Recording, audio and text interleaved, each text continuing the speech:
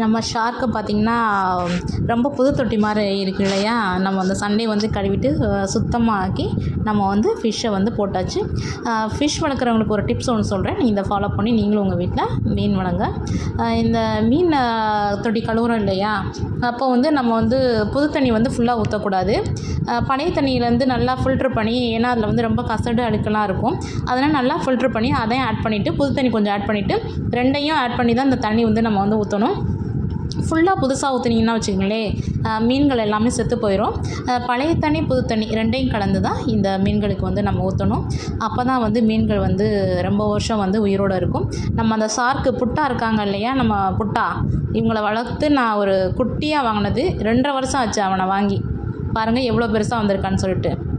எந்த மீனுமே நம்மக்கிட்ட வந்த மீன்கள் எல்லாமே செத்தது கிடையாது. ஒரு சில மீன்கள் தான் வந்து இறந்துருக்கு, குட்டி போட முடியாமல் இறந்துருக்கு.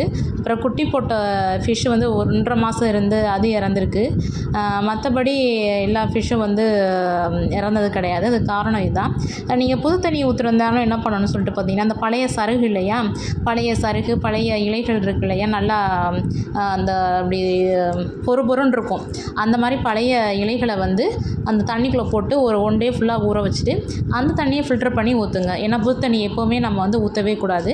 அது வந்து அதிக சூடாக இருக்கும், அதிக குளிர்ச்சியாக இருக்கும், அதில் போட்டால் நம்ம மீன்கள் வந்து செத்துரும். இதுதான் வந்து மீன் வளர்க்குற வந்து டிப்ஸு. நான் கிட்டத்தட்ட ஒரு 5-6 வருஷமாக வந்து இந்த மீன்களை வந்து நான் வளர்த்துட்டு வரேன். நம்ம மீன்கள் வளர்ச்சிக்கு இதான் காரணம். இது வந்து குட்டியுண்டு வாங்கினது நம்ம புட்டா. இப்போ பாருங்கள் எவ்வளோ பெருசாக வந்துருச்சுன்னு சொல்லிட்டு.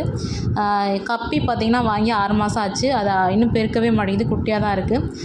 இவங்களோட சேட்டைகள் வந்து அதிகமாகவே இருக்கும்.